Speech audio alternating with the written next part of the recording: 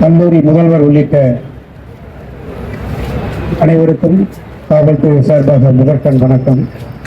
இன்னைக்கு ஒரு முக்கியமான ஒரு ரேலி. இது சும்மா ஏதோ சம்பிரதாயத்துக்காக நம்ம இங்கே கூடல. போதைப் பொருள் ஒழிப்பு விழிப்புணர்வு பேரணி. இன்னைய சூழ்நிலையில் இந்த காலகட்டத்தில் ரெண்டு ஆஸ்பெக்ட் தான் ரொம்ப ரொம்ப பிரைமரி.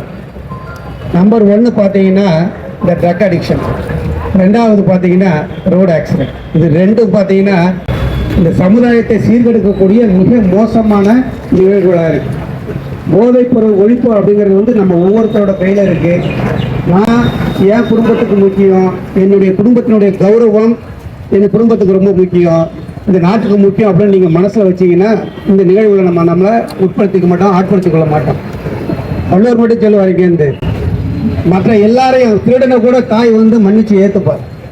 ஆனால் கல்லுண்ணாமையிலங்கிறவங்க போய் பார்த்தீங்கன்னா சொல்லுவார், இங்கேருந்து குடிக்கக்கூடிய ஒருத்தர் இந்த தாய் கூட தன்னை மனசார ஏற்றுக்க மாட்டான், குடிகாரன் எந்த தாய் கூட முன் சொல்லிப்பா அப்படின்னு சொல்லுவாங்க. அந்த மாதிரி பிள்ளைங்களா நீங்கள் இருக்கக்கூடாது.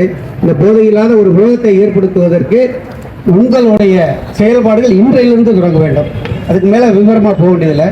அடுத்தது ரோட்ஸ் அப்படின்னு ரொம்ப நேரமாக மேடம் நின்றுட்டு இருக்காங்க. ஒரு 2 minutes தான். 2 minutesல நம்ம அதை பற்றி சொல்ல போகிறோம்.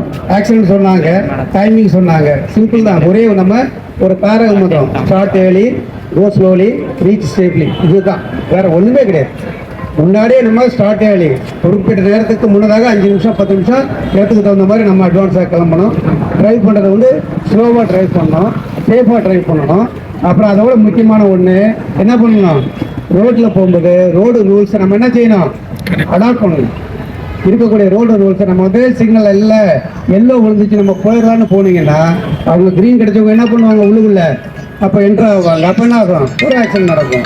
Over speeding, drunk and driving, cellphone driving, இதெல்லாம் மேஜர் காஸ் ஃபார் ஆக்சிடென்ட். இதுதான் முக்கியமான காரணிகள். இந்த ரோடு